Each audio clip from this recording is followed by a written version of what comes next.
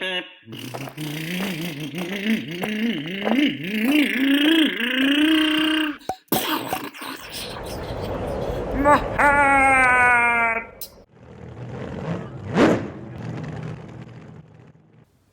so this is a sway bar kit by Team Associated for the DR10, so this is the anti-roll bar set. Now, the components can fit many of the other Team Associated vehicles, such as the SR10 and the SE10, but I wouldn't recommend it for those vehicles. It all depends on application because you get this really massive sway bar.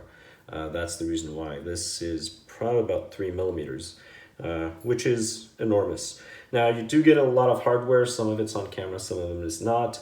The important thing with the links, if the camera focuses, these links do have a right and a left thread. So you see that little line? That line, that's where the small rod end goes.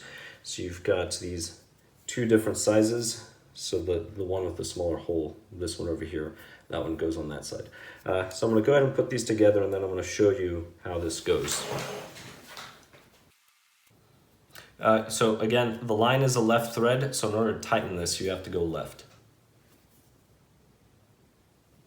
And then the other side is just a right thread. Now, these will have a slight angle to them. They're not going to be perfectly straight, but that's something you can adjust once they are mounted and installed. Just make sure they're about 15 millimeters, so centimeter 50, centimeter and a half. That's the approximate length. You want them to be the same length on both sides.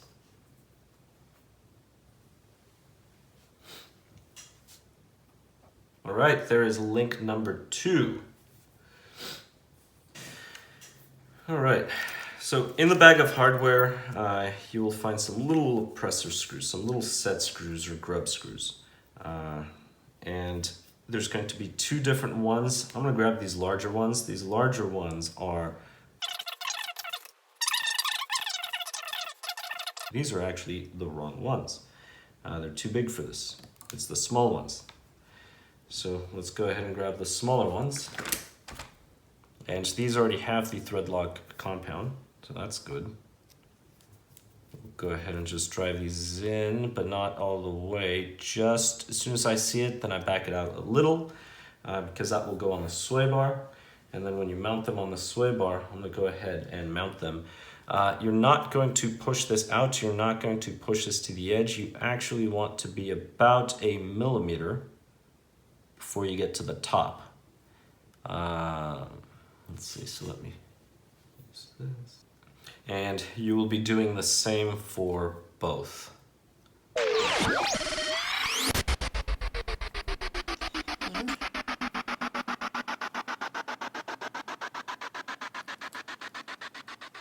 All right, and your sway bar is going to look like this. All right, so millimeter, just do 1 millimeter, and we can set this off to the side. Now at this point, we'll be needing these. And these, if you look at the little tiny hole, larger hole, bigger hole, well, these are about the same. This goes toward the bottom. So this is, think of this as an arrow, it's just pointing down. And this will go on the shock tower, and this will face forward. So this flatter side will face back, and the screws that we're using are these small little, these 1.5 millimeter screws. They're going to go in the bottom hole, and they screw right onto this section right here of the tower. So right where the regular sway bar would go, that's where they go. But if you notice, this is too small. That's the reason why you need these larger adapters. That's really the only reason why. All right, so let me show you the 2 sides. This is the one with it installed right here, and this is the one without it installed.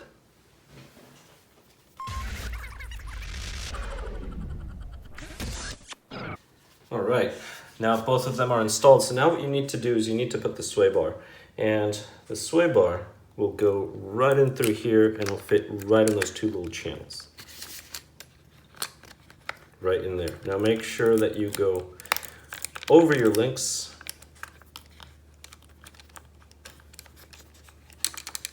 If not, you'll quickly figure it out. But here we go. So it just sits right in here and it should just swing freely. And now we're going to use these other ones, and these are the ones that are going to hold everything in place. So we're going to use we'll use the remaining 1.5 millimeter screws, and we'll attach the top and bottom. So these plates will just hold everything in place. And if you notice, everything's keyed in. So this will just key in right in here. So you'll know if you're putting this on backwards. If you put it on backwards, it's, well, let's not do that. This is flat, that's flat, and everything keys in. Now, you are going to have to clean a little bit of plastic off.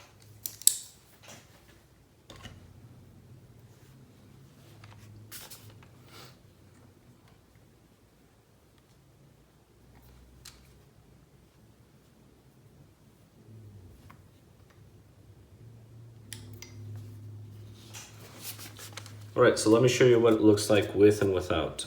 So this one has everything installed right here. So that's the first plate, second plate, sway bar is here. And this one just has the back plate, not the front plate. So that's the difference between the two. So just need to go ahead and install that one.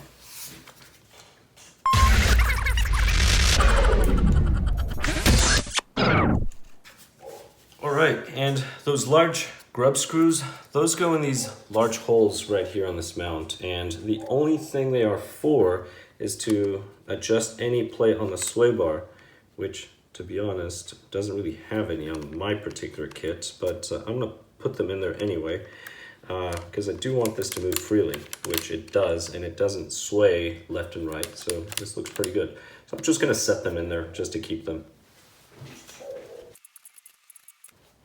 Actually, a quick little correction.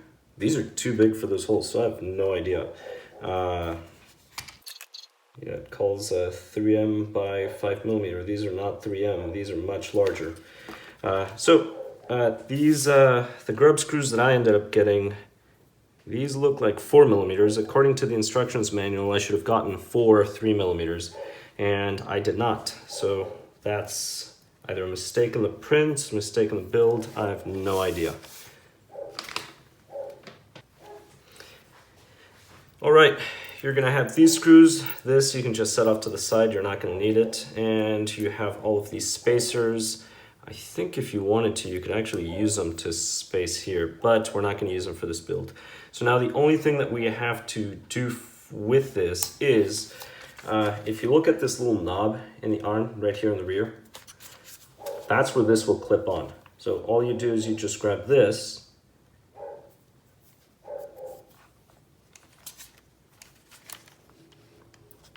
and let's see if I can get this in the camera. It doesn't seem like it.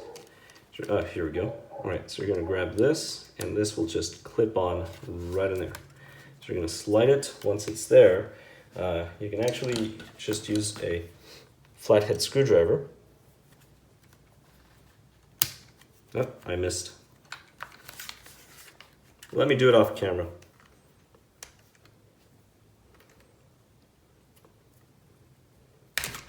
Right, there we go.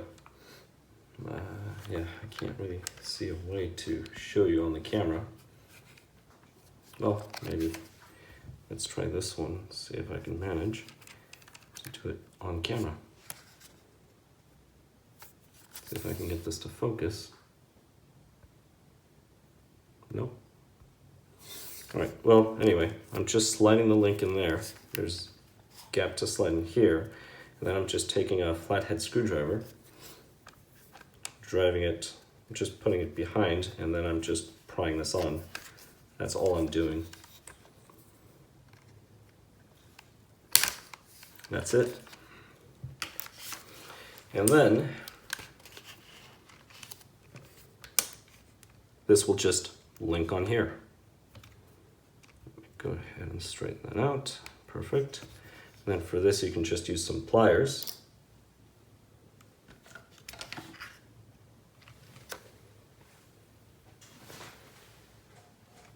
And then you can just pry this on. And that's all you do. And you can do it to the other side as well. Now, I'm not going to do it to this side first, mainly because I'm going to remove this, test it without, and then test it with. But that's how the general installation goes for the sway bar. And then, like I said, sway bar should move freely, should move up and down freely. So if you see that, that is moving freely. That's the way it should fit. And then you can obviously adjust the height by turning the turnbuckles. Well, thank you very much for watching. Again, this is the sway bar kit for the DR10, which is the anti-roll bar kit number 71091. Thank you very much for watching. I hope this video was helpful or at least entertaining. I'll catch you in the next one. Please subscribe if you have not. Until next time.